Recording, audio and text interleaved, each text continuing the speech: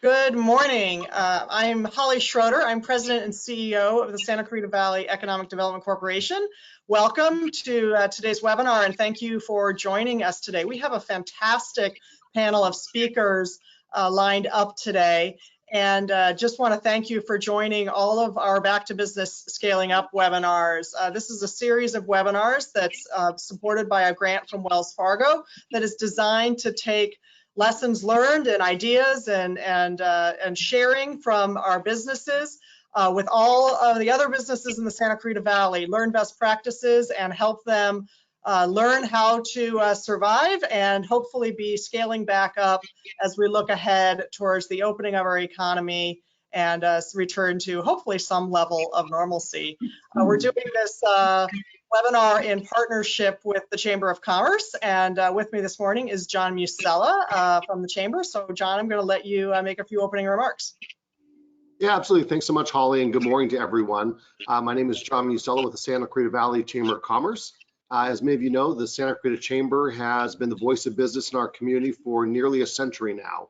We've been with our business community through the good times, through the challenging times, but we've always been there to be part of your success, and this crisis is clearly no different.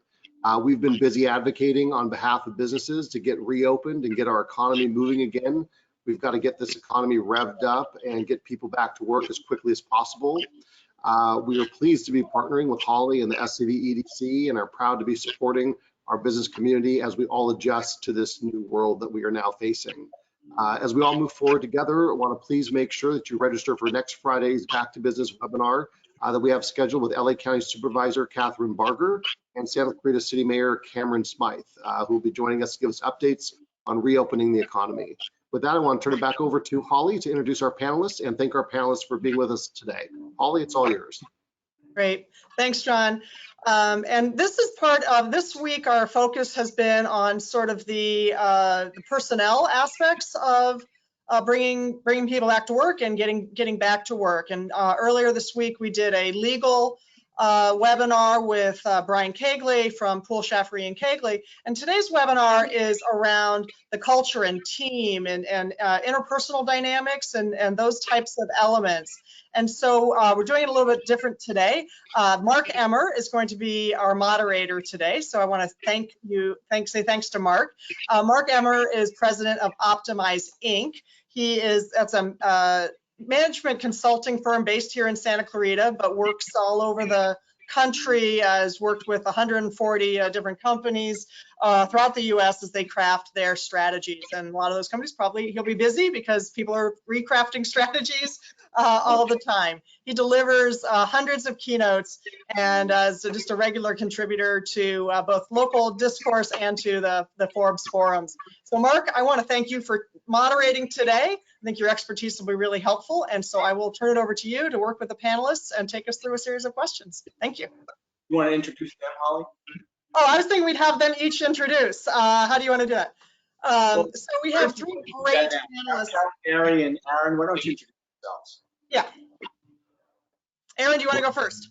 Sure, I will. My name is Aaron Ferrari. I'm the Director of Business Development for American Farms Restoration.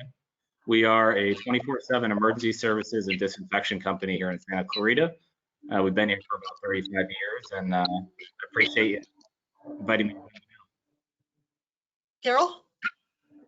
I'm the president of TA Aerospace, which is located in Valencia. It's a company that was started in 1942 and relocated here to Valencia about 20 years ago. We make small airplane parts, small but mighty airplane parts, and we're mostly a manufacturing company here.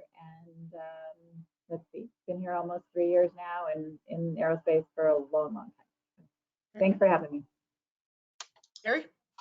Hi, I'm Gary Horton, CEO of Landscape Development.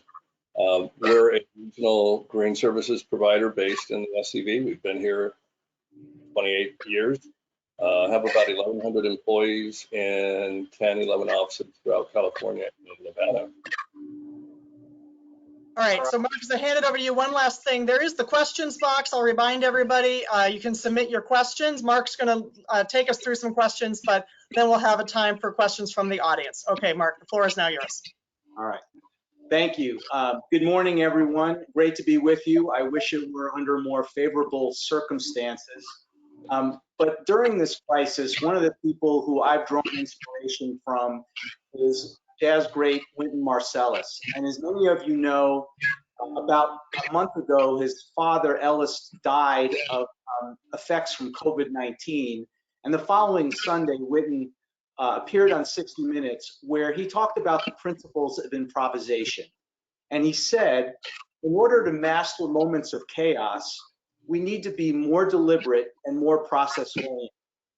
As it relates to our employees and our response to COVID-19, there's been a lot of improvisation, but I would say there hasn't been a lot of deliberation.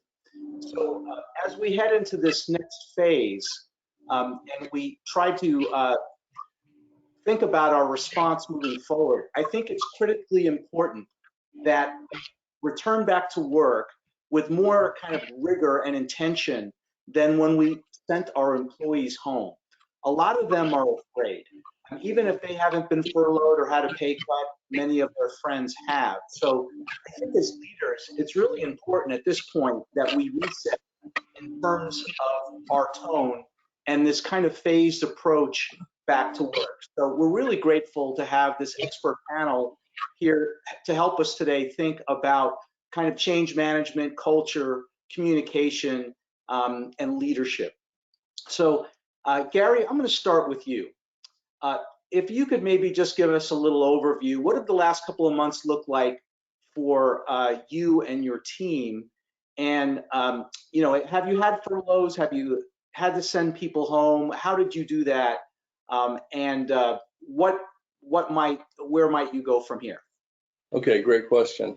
So when this first happened and started rolling out, the big thing was the uncertainty, right? We didn't know where this was going to go or what it was going to look like.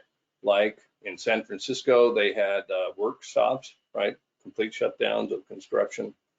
And I have to admit, those first couple of weekends, I was pretty weak in the knees about where to take this thing. The memories of the past recession are still very bright in my mind, and they're painful. And as much as possible, I do want to sidestep this and make sure that we get through okay. And so the first part was the uncertainty that we had to address, and we brought our executive team in to plot out contingency plans under 3 different scenarios. The one being absolute annihilation, where we're forced to stop working across the board, to the lightest one, which is that we're all geared up but still working in both our recurring revenue model and our construction model. So we got together and we built the contingency plans, and that included HR, a lot of HR, because so much of this revolves around HR with all the safety, the prevention, and the messaging, right? The messaging is huge. So it took us a couple of weeks, got it together, communicated it well through our internet site, through letters to employees, messages attached to checks, got the whole program in place. And then we lucked out. So the governor approved construction as an essential business, and also things like landscape maintenance. So in our industry, we were very fortunate this time. Through the start of this, we've been able to continue working. In the last recession, it dragged on and we weren't able to continue working because there wasn't work. This time there's work, it's would we be allowed to do it? So for us, it was getting the safety measures in place, communicating the real risks of the disease and the problem, and getting all that gear and finding the supplies when it wasn't available, and get it distributed. So we also had to shift about 150 office workers into working at home. Fortunately, we had software that empowered that fairly rapidly, but there's still an adjustment and still getting everybody right and on the same page. Finally, about 3 weeks into it, when everything's in place and we're going, now you have the long-term messaging of keeping people informed, keeping your company acting cohesively as a team, and making sure that everyone's informed about what we're really facing, what are the real risks, what are the real likelihoods, and being quite honest with all aspects of the team. I think that direct, open communication, as much as possible, obviously with a supportive attitude, is really important. Correct errors when there's mismessaging out there, and set realistic expectations, and I think that's been key. We've never appreciated our HR department like we have this time. Every time and we have had a couple of cases where our guys have been tested positive, and in that case, whoa, everything shuts down, and anybody associated gets tested and quarantined, paid quarantine for 14 days. So there's been a lot to manage, but in our case, we've lucked out. We're still working. Thank you, Gary. Carol? No, I'm muted. Let's see. There I go. Can you, just to follow up on Gary's thought, I think that for me, the hardest part of going into this was how quickly it hit aerospace. So from the perspective of our employees coming to work or not coming to work, and when were we going to be given guidance from anyone that said people shouldn't be in the office? We didn't wait for that. We sent people home as soon as it seemed like the right thing to do, which I believe was almost 2 months ago now. It was very difficult to set up in the moment work from home protocols for TA. We have a factory, so let's say 75 to 80% of my employees are still coming to work every day. So changing the protocol from the factory perspective as opposed to the people who can work from home effectively perspective, two different sets of problems to solve for, right? The first one, get people home, make sure everybody has a laptop. If they don't have a laptop here, how can we let them use their own equipment? How can we get that set up from work from home perspective and make sure everybody's coordinated? And then set up protocols for teams to talk to each other every day, supervisors to talk with their employees every day and keep everybody on track. And it really required a number of new reporting structures to be set up as far as data flow. At the same time, the financial situation with the aerospace companies that are our customers started to get wobbly. So that was kind of a challenge as well. But then you look into the factory, if I've got 175, 190 people still coming to work every day, how do you keep them safe? How do you take their temperatures every morning? How do you ask them, but not ask them too much about how they're feeling, because you don't want to invade their privacy. The workforce has been phenomenally supportive relative to changing the way they come into work, adapt to work, socially distance, wear masks. It's difficult to make little airplane parts when you're standing 6 feet apart. It just is. So the burden has been on the factory workers to figure out how to do that. Like Gary mentioned, the hero in this for me is my HR director, Karen Bogler, who is just phenomenal. And she has adapted and adapted and adapted without complaining. And it is the HR team that has really felt the burden of all of this, and the leadership team. I mean, the challenge is to stay connected and try to create a team and a sense of community at work when we're not at work, when we're not smiling, when we're not hugging. We now have sign language. I wish I could hug you. It's just a very different environment. Incredibly challenging to keep it a team. Thank you, Carol. Aaron, what's going on in your world? Our world is very different. We have actually gotten very busy because a large portion of our business is in the disinfection part of our industry. So fortunately, we had a technology and the staff trained and prepared really for 6 years for something of this nature. So that part of our business has been taking off. We've been very busy. We have fortunately all of our employees at work. And outside of a brief dip in our other emergency services work, of course, because people don't want contractors in their homes unless there's a really severe catastrophe, we have been operating full force for the last couple of months. Great.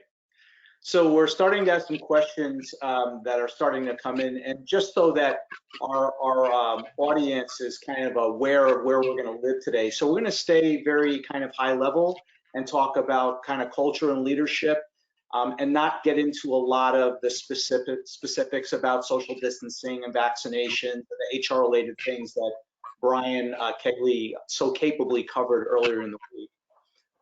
So next question for our panel, a lot of CEOs are talking about returning back to work kind of in phases. And in fact, the county has published a roadmap to recovery in that kind of sort of infographic type of style. I'm curious how you are facing with your teams and communicating where you think you're going to go next as we try to return to some level of normalcy in our businesses. Carol, would you like to go first? Sure. Starting this week, we've been socializing the idea with the employees that have been working from home. If they want to come in, if they feel comfortable coming in, if they think they're more effective being here, then we will start having them come back into the office now. That's phase one. That's going to go out in a formal communication either later today or Monday. And then phase two will be, for everybody who isn't at risk for one reason or another, we want you to come back in. And then phase three will be, we really need everybody back into the office. The dates of phase 2 and 3 are very murky right now. It's not something that we can really define at this point in time, but those are the phases. And there are people that are very anxious to get back to work, and there are people on the opposite end of the spectrum that are terrified to come back to the office. I think we have one employee who hasn't left her house in 2 months. Yeah. She's going to be terrified. So we'll work with them. It's going to be a one-off every conversation. Hence HR, right? Hence HR, the hero. I think you hit it on the head with the comment, feel comfortable. Because this is a disease and it scares people, but we can't really push people around and force them to do things. So the feel comfortable is the first threshold, I think, for office workers. In our business, I think this has fundamentally changed us forever. We've learned that in many situations, people are more productive at home. They wouldn't always be more productive, but with periods of time, with time slots. I think that what will happen for us is that when they're comfortable, teams will come back, and we'll probably forever be in a 3-2 or a 2-3 situation where you report to work 2 days a week or 3 days a week, and then you take your work home with you and work from home. And that becomes a great perk too, because it allows flexibility with children and all kinds of things. And we realize it doesn't mean so much that somebody's stapled to a chair in our office for 40 hours. What matters is the work product. Did the work product happen? So I think this will change us, and I hope it'll change the whole state to become permanently more flexible about working from home. Think about the relief on congestion in California if that continued, right? It would be a wonderful thing in so many ways. The other problem we have that's related is the biggest part of our work happens in trucks, right? We've got 90% of our people are in pickup trucks or larger trucks, and we've social distanced them right now. So like 2 guys in a pickup or 2 guys in a box truck where there used to be 3 or 4. And that can't continue forever because of the transportation issues. So we're facing that coming up pretty quickly. How do you move people around effectively when they're supposed to be far apart? Yeah, that's the only thing that we have that's even remotely similar to that is we used to have carpools, right? We used to have people carpooling into work, and that's a really tough thing to do. You've got 6 people in a van or 5 people in a van. You just can't do it right now. So it's challenges all around. But I agree with you, Gary. I think that we're going to have more work from home flexibility going forward. It's not traditionally a thing that you do in aerospace, especially. So I think we've learned a lesson. I think we'll all have to accept that we will have employees test positive and perhaps even get ill. And when that happens, research is done around who work around that person who had contact sufficient to the CDC's recommendations that they should be quarantined for work. And that's going to continue happening for months and months. That will be a challenge, I think, for anyone that's got staff working extra staff. So you've all described kind of having more agility in your work processes over the last number of weeks. You know, what have you learned about your own management practices during this time, and which of those do you think you'll deploy permanently other than more virtual work? So sorry, go first. At TA, we used to have all hands meetings, you know, town hall meetings, and then small group meetings where we would open up the subject to anything, right? So any employee could ask any question, and I try to answer them. We aren't doing any of that right now. We can't do lunches. We used to bring, you know, a taco dude or a hamburger truck or something into the parking lot, and we'd all gather around. I hope we get back to that at some point in time, but right now the challenge around that management practice has been, how do you give a consistent message? How do you communicate consistently across, especially here with people that are working here that I can't pull into one big room anymore, and people that are working from home. So I've been doing PowerPoint presentations, just a couple of slides with an embedded video, so that people see me and hear the consistent message. And it goes out to everyone in email. It gets unfortunately played in the lunchroom all day long. And so people can see it. And anytime there's new news to put out, that's what we do. And my HR director's done one. We're going to have our safety manager do one this week. We're trying to mix it up and give relevant information. But things change so quickly. It's a little bit challenging to keep up with that, but that's a practice that I think we can employ going forward, especially if we continue to let people work from home for months or even longer into the future. So Aaron, your company works with a lot of companies that are in crisis all the time. I'm curious what you've observed about how management communicates and kind of sets the right cadence for communication in those situations. So what I've noticed spending time with our clients and speaking to them about the situation, especially those who've had active cases, it's been consistent communication around the processes that's in place and preparing and having things lined out before something happens to help to put their employees at ease. But much like Carol and Gary mentioned, most companies have reduced their workforce, especially office personnel, working remotely and trying to limit their liability in that sense. And how many people have been in a room? Meetings have changed greatly. Even for us as a disinfection company, we have also meetings down to the bare minimum. Leadership meetings spread out in a warehouse where you're 10 feet apart with 5 to 7 people, just to do whatever we can to make sure we're limiting that risk. But from a client aspect, the biggest piece that we've been able to assist with have been partnering with their current processes to make sure that what they have in place, they can make a phone call if they need to and have somebody there within an hour to make sure the facility is disinfected, shut down, and then they can reopen to resume business, especially in manufacturing. So Gary, on this, one thing that hasn't changed through this whole thing is that we're still in the business of delivering our deliverables, right? We're still in the business of our business. We have to give the clients what they want, what they hire us for. And our tagline or mission statement is, we make people's lives easier and give them peace of mind. Peace of mind. So that hasn't changed through any of this. In fact, peace of mind is what our clients really want right now. They want to know that we're doing everything properly, that we're not going to get their job sites in trouble, or people that are living in their HOA areas sick. So, and our employees want the peace of mind that we're doing everything to keep them safe. So the communication of why we're here and our teamwork together to deliver that is even more important, because we're dispersed and we're disconnected.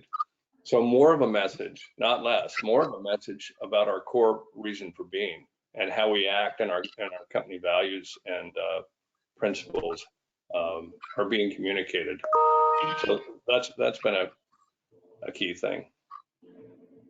So Gary, what did you learn from the last recession that you're applying to your circumstances today? Oh God. We have a number of employees, both line and senior employees, that lived through that and gained a lot of experience through it. I think we learned back then to act decisively, figure out what you're going to do, figure out your plan with the best information available, look at the couple, 3 different potentials, and probably plan a little bit more for the worst, just to cover yourself. You don't want to have to keep going back and changing, or worse, making cuts over and again. Make the informed plan best you can, be conservative with it, and execute it rigorously. Communicate it, get it done, and move on, and try to keep everybody marching and connected and still feeling like a team. If things drag on too long and your employees start to feel disconnected, I think that creates a huge problem for morale, production, everything. So a question from our audience, if employees keep working from home, how will you provide further assistance to set up a proper workplace at home? So I would maybe make that a little broader question. So could we talk a little bit about the collaboration tools you've instituted and the working guidelines you've provided, and if you think there's going to be more permanency in virtual work, how will you create the right systems to orchestrate that productively? So I'll go. The tools that we've been using are around things like GoToMeeting, which is the platform we're on now, right? Or Zoom, or Microsoft Teams. I mean, there's a number of them that you can use. Skype. We've used all of them because our customers all use a different tool, so we have to be ready to communicate with them at any time. But I think from one of the things that we're working on now that we're about to launch is a dashboard that's going to be shared across the organization that will give more daily metrics and indicators than what we've had before. We have a daily dashboard that everybody in the business half of the business, the customer facing half, uses. But we're going to be adding to that so that we can give more data on an ongoing basis. Actually, it'll be real-time basis. They can access it anytime. So that'll be helpful. As far as setting up work from home, was the question about ergonomics? It sounded like it might have been. That's something that I'm concerned about because I know when I'm sitting at my desk at home, it's not as comfortable or as ergonomically sound as it is here. So that's something we're going to have to take on if we let people work from home on an ongoing basis. I think that's going to be critical. We haven't done that yet. About 1.5 years ago at a company retreat, a leader asked us to create a new intranet site that would essentially be an employee town square, a place where any employee, brand new, onboarding or been around for a while, could get anything that they needed without having to ask or figure it out or sort it out. It would all be there and easy to access. So with no idea that this was coming on, we hired a developer that built us our intranet site, Microsoft 365, all the new tools in their suite that they use, from Teams and everything else, all the document sharing. And it took us all of last year to get done, and we launched it, and it was, people liked it. It was good. And then this happened, and all of a sudden it became the home office. Our intranet site is the office. It's the virtual office. Anything you want is there. And that was just pure luck that we got that done and that those tools were available to get it done at not too high of an expense, actually. And they didn't have to custom write everything. They used the Microsoft tools off the shelf, bolted it together. So I have messages on it. We share employee stories on it. HR has their own page that you can get to. And if you need to check, it's there. Just anything that happens is there. So that's become a good tool. We'll probably see more of that in many different companies. Our company is broken up by little offices with divisions. And then inside a division, there's superintendents and foremen and crews. And we've had the division leaders generally hold meetings with their virtual meetings with their staff 3 times a week. We get together as a leadership team twice a week to talk about COVID-19 concerns. Routine meetings, even if they're brief, happen all the time. The estimating team gets together every morning. So we haven't lost connection. We don't get to hug, that's for sure. But we try to keep the communication constant with a virtual touch as much as possible. And some of these guys have done happy hours too, and thrown parties like this, but with clients and with customers. Cinco de Mayo, we sent out 50 sombreros full of tequila and things to different customers and did happy hours. Nice. Yeah, it's been really interesting to watch our clients pivot. So obviously these collaboration tools have been in development for years and years and years. And then a lot of companies were really slow to adopt them. And then they did it overnight without any kind of working guidelines, right? So I think what you're describing is emerging is this heightened importance to have like work threads, like Slack, set of email, project management systems, KPIs, Power BI is another part of the Microsoft suite that's become very popular. It offers instant kind of dashboards in a very integrated way. So systems have become really important. So you all talked about the HR teams being taxed. The IT people have been taxed through this pandemic as well. HR and IT. Yeah. So I'm curious, you've talked about some of the stress that our employees are going through. How are you managing your own emotions and making sure that you're staying above the fray and leading by example and inspiring confidence in your team? I'll go. So I'm encouraging my leadership team to come in at least a few days a week. So I'm talking about the senior staff. And I think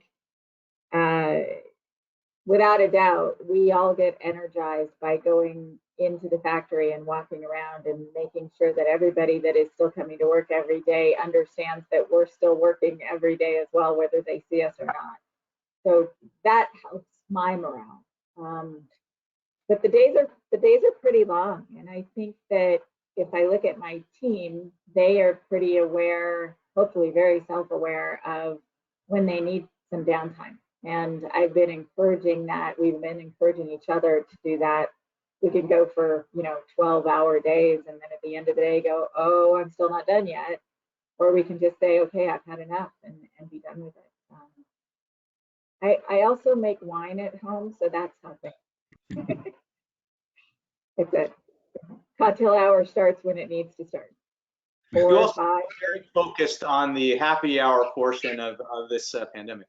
I had a couple of comments from viewers having difficulty seeing our screen. You all have a slider. If you just move the slider down, that will expand the video windows so you can see us all a little bit better. So go ahead, please. How's that? You say something, Aaron? No, I think it was Dan on my computer. Sorry about that. Oh, okay. So, we're watching the news every night. It's doom and gloom. I'm curious if any of you have any stories from the flip side, from your employees who are supporting each other in a unique way, or maybe servicing your clients in a unique way? Where are you drawing inspiration from now? We've gotten unsolicited letters from clients saying how well our workmen have embraced the social distancing and all the protocols.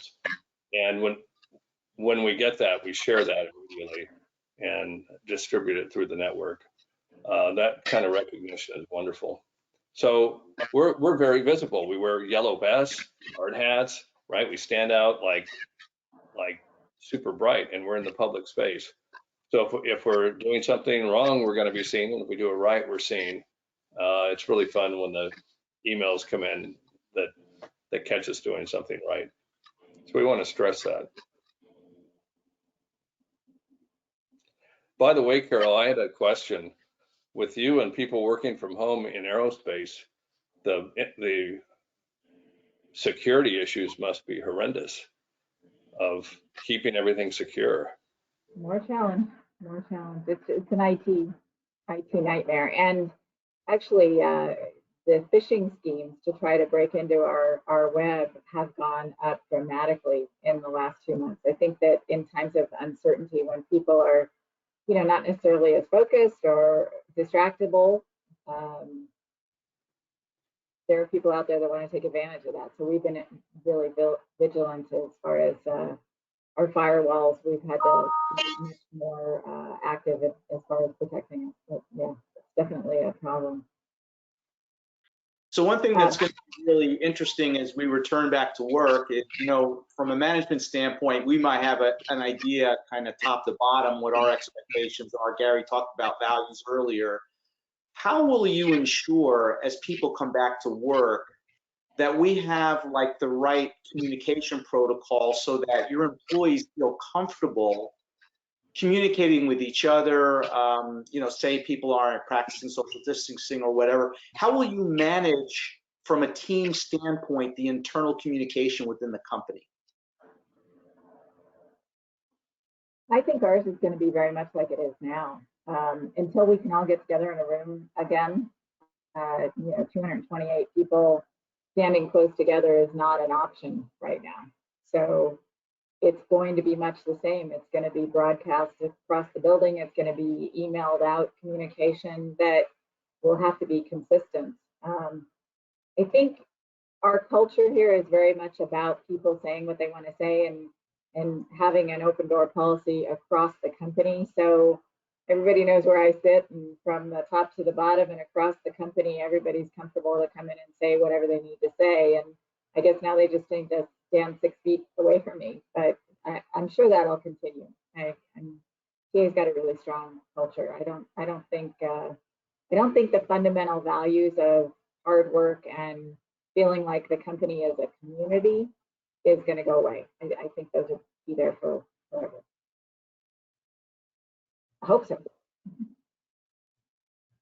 Aaron, how is your leadership team kind of reinforcing your values in your company, and also any other guidance on that topic about how teammates can communicate with each other during this time? Sure. We've done a lot of touching base via phone. The majority of our staff are field technicians, so we're in constant communication with them throughout the day as they're in their various projects, just to make sure, of course, everything's going great. They don't have any concerns, and if there's anything we can assist with, we're there to help them out. From a motivation standpoint, they're in the fortunate position of feeling like they can really help people, whether it's a flood or fire or disinfection. So the team's really motivated. Although they can be scary too out there in the big bunny suits with the respirators on and the space Ghostbuster looking equipment, but they know they're doing a great thing, and everybody just rallies around that. We try to give them a lot of feedback that they are doing a great thing for customers, and that this is something that's essential. And although they're putting themselves in harm's way to a degree, it's for a great cause. I'm sorry. Go ahead, Gary. Sorry. A lot of the part of togetherness is proximity, right? When people work together, they get to do all that social thing. So for the next while, we have to really work hard on creating an artificial proximity, something that equates close to it, and it puts a bigger burden, way bigger burden on the communication side. Normally, where you had hugs or where you had this social interaction, that's gone. So where else can we turn? And that's going to be to virtual proximity, and it's going to be towards a big increase in all kinds of communication that everybody has talked about already. But just keep it going as much as possible. There's a higher dependence on that now. We do corporate retreats once a year and with quarterly ones in between. And normally the big ones in January. I think we're going to pull that forward if we can into early December and try to accelerate some of that actual physical togetherness if the situation allows it. I want to get to that quicker if possible. So we have a couple of questions from our audience about your physical workspaces. Do you expect that you will have to expand your physical space in order to allow more social distancing, or will you contract space because you'll need less of it? And also, how are you going to communicate, the changes that you'll put in place, once people come back? So I probably have the most number of people coming into one building, right? And we've got 90,000 square feet. And the manufacturing folks, the people that are making parts all day long, we've already separated them 6 feet. Anybody that's in the office is socially distancing, but that's been communicated through the PowerPoint presentation. This is now what we're doing. It's our new way of working. I don't see us making or changing our footprint here. What we do need to do, we've got team areas for engineers and customer service or sales folks, and those are open bay areas with collaboration tables. And I don't know that we're going to be using the collaboration tables at any time soon. Modules, we are putting up, starting yesterday, plexiglass in between so people feel a little bit safer and can still see each other. Those are the things that I see. We've staggered our workforce, the start times, so we don't have a bunch of people waiting in line to get their temperature taken in the morning. So that's been different too. Everybody comes through one door. Everybody sees our HR team, gets their temperature taken. I think the flow of work might change a little bit, but the space of work won't. See how we could do that. I think we'll be able to turn our offices into bowling alleys because like right now you walk through and it's deserted. We don't manufacture on site. The only thing that happens on site is office work, and they were scattered to the wind. So we have all this space, and I don't think we'll be changing buildings or selling it, but if you walk through and it's a lonely place right now, it's lonely. I go there and I feel like the Maytag guy. Yeah, I'm sure I'm the only one on the second floor here today. There's no doubt in my mind. Hello in there. Right. Bowling, I like that idea. Aaron, obviously you're out and about in a lot of physical facilities. What do you expect companies might be doing in terms of their physical workspace? I definitely expect that they're going to reduce their workspace or reallocate it to pieces of their business to make it most efficient. There hasn't been a business that I've been in that's been at full capacity from an employee standpoint. So I definitely foresee businesses making adjustments where needed from a commercial space standpoint. So within our firm, we hosted a webinar a couple of weeks ago, and I had one of our clients, who's one of the larger steel case distributors on the East Coast, as our panelist. And what he explained was, over the last few years, the pendulum kind of swung towards hoteling, and maybe in a way that companies went too far, and they felt the way Carol and Gary have described. They felt like they became too communal, and people lost the sense of their own workspace. And I guess what I would suggest is we need to be guarded against the pendulum swinging all the way in the other direction, and we'll need to find that right hybrid between people having their own space and having more of a communal kind of workspace. So, you know, at the onset of COVID-19, our economy had had 113 successive months of job growth. The CBO is forecasting that by Q1 of 2021, unemployment will be around 11.5% or so. So we won't be back to full employment, but clearly we'll all be looking for employees again at some point in the future. So I'm curious, how are you ensuring that you maintain your culture and your kind of best place to work kind of status during this period, so that when you're ready to hire again, you know, you'll be viewed as an employer of choice? So one of the things that I find critical to setting a culture that is a place where people want to come to work is recruiting around a certain, very few traits and behaviors, if you will, so that you've got a consistent team approach. So we've done that fairly successfully at TA, and as we've gone through the last couple of months and adjusted our workforce for that, I don't think that's going to change fundamentally. We've got like-minded people, if you will, that are all very hungry to make the business as productive and as successful as possible. And that's just one of the traits that we look for. But that kind of all-in teamwork, one for all for one mentality, that's what we have here. And I don't think it'll get tested that much over time. Even if this lasts for another 6 months, I think we're still going to have that core of people and that core culture. So as we start hiring again, whenever that is, everybody on the call, please get on an airplane as soon as you possibly can. I think we'll be fine. I think it'll still be, going into this strong gives you the better opportunity to come out of it strong. I think that employer of choice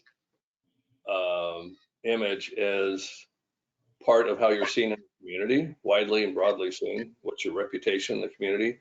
And it's obvious. It's obviously about how you compensate employees, pay, benefits, and then what's the culture like? Is it accepting and productive and functional? So all of those things have to be minded to through this, and it would probably be wishful thinking right now to think that this is a 6-month deal and we're done. It's probably more like a couple-year thing, and that drags out, and money gets tight, and you know, cuts are made, but still, we're all going to pop out on the other side to continue to focus on our image, and as we restructure and go through these things, not to hack at the benefits. Because sooner or later we're going to have to attract people back, and to stay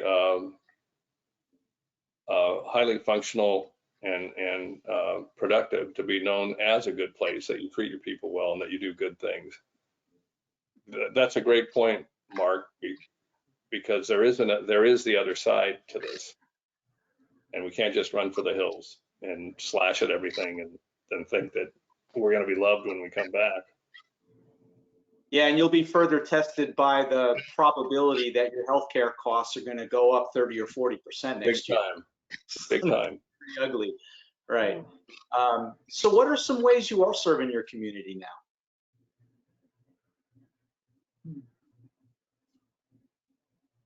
now? Plainly, one area that's under stress now is Henry Mayo, and we've been long active working with them, and that's been a joy to support Henry Mayo.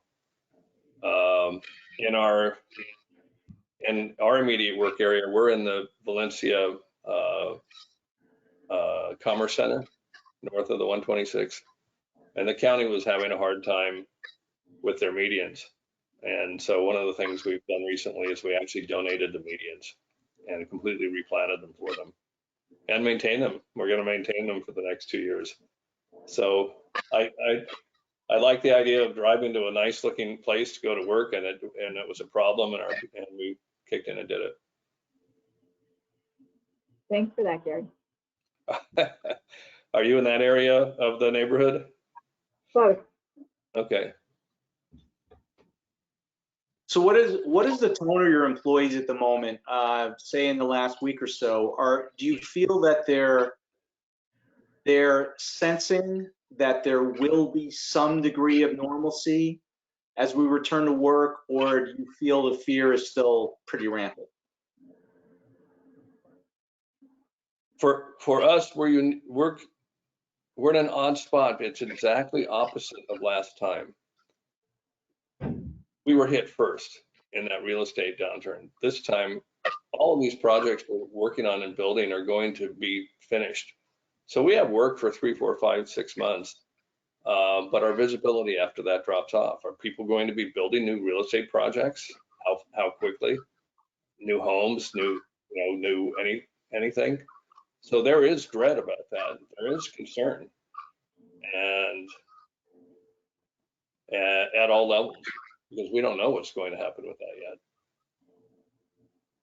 Yeah, Mark, on our side, being in the field that we're in, our volume of calls has increased drastically in the last 2 to 3 weeks as we start to talk about reoccupation plans to disinfect facilities and things like that. So I feel like the general feeling in the public is that there's still a heavy amount of uncertainty around what we're supposed to do and who's liable for what.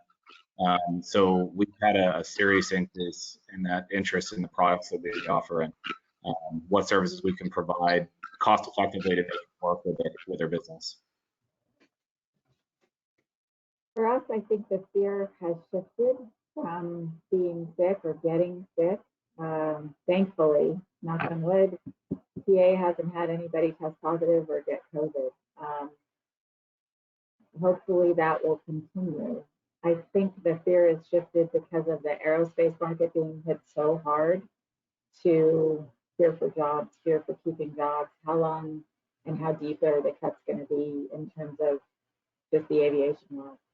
I think that people are very, very aware of the economics of what's going on, particularly in this sector.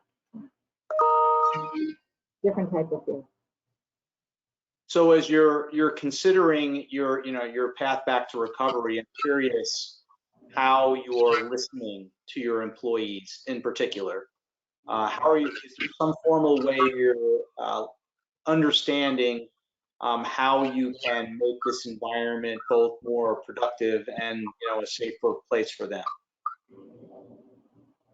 We're asking questions all the time. I mean, if I'm on the floor or if somebody decides to come up into the office space, it's how's it going? What's going on? Is there anything we can do to make it better? My leadership team, the whole HR team, the supervisors, everyone is reaching out, whether it's sorry, I was going to say face to face, mask to mask, or on the phone. It's a constant thing. We're constantly saying, is there anything we can do for you? So I don't know that there's a bunch of creative ideas coming in from the employee base, which is unusual for TA. But we're asking, we're listening. I think you bring up a good point, and maybe it's time for additional employee surveys more frequently to make sure that we're hearing back from each person. What we have done is we've made sure that our HR staff is way more forward, right? They are way more proactive in communicating, and they're way more visible. But because we're dispersed with a mobile workforce, yeah, we actually have to work on that. That's a good thing, Mark. That's a good point. I'll get right on that. Yeah, well, I'll tell you what we're doing with our clients is we're helping them do more formal, like, process improvement debriefs, right? What have we learned from this experience? What have we learned from the world of virtual work that we'll want to apply in the future? How have we used the collaboration software productively? What's not been productive? And then help let the employees be part of the solution as we consider this, kind of phased return back to the workplace. So before we wrap, is there anything we haven't covered that any of you would just like to mention?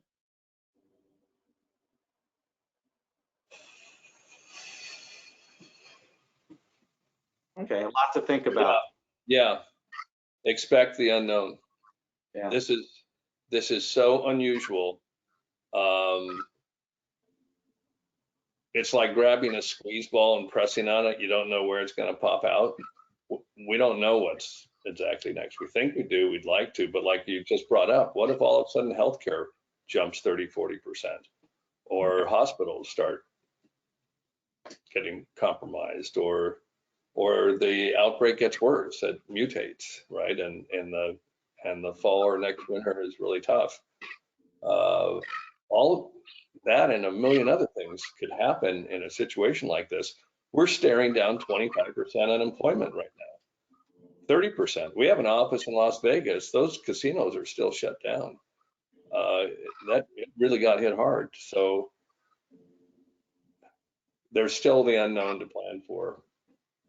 Keep some powder dry, I suppose. And as you mentioned, do your scenario planning, contingency planning, that type of work. So Plan for the worst and hope for the best. yeah. And remember that nobody went to school to figure out how to do this, right? We're all just doing the best that we can, and nobody's led through this kind of thing, right? It's a brand new game. So Holly, as we bring our session to a conclusion, I just want to reiterate something that we talked about already, and that is I recommend that every business create like a one-page roadmap that kind of articulates some kind of phased return, just to inspire confidence in our teams. You know, one of the reasons why there's so much fear is there's so much uncertainty. People can't see the end. They don't have a sense of where we're going. So the county's done that in kind of that infographic style way, which I think is a good format for all of us to use. So I'd like to thank our panelists for your participation and your insights today. It's been awesome. And I want to wish everyone health and safety and a great weekend. And Holly, we will kick it back to you. Great. Thank you, Mark, and all of our panelists. Really fantastic information from everybody there. We really appreciate all that you've done. As we said at the top, we do have a handful more of these webinars coming up. We have next week, we have a real update from our city and county officials, sort of about what the path looks forward. This certainly was a dynamic week in activity from our government officials, both state, county, and city. So we'll hear updates directly from our officials next week. And then the following week, we have a couple of updates that are really about sort of that physical space. What is it like when you're still teleworking, and what do you need to do? I think as we heard from some of the speakers, we went from not using these tools to suddenly doing them all and everybody getting equipped to work from home pretty much overnight. Well, if this is going to last, making sure that we are set up for that in the appropriate ways. And then really, what are the new use cases? How does physical space look? Really, we have an architect and a couple of other companies from the Santa Clarita Valley really looking at what is that sort of long-term look what's that going to look like for our physical space down the road? So please join us for those webinars. As we move into June, we will be doing another economic update, so stay tuned for that as well. I want to remind folks of some resources. Both the EDC and the Chamber have resource pages about keep track of all of the moving parts that have been going on.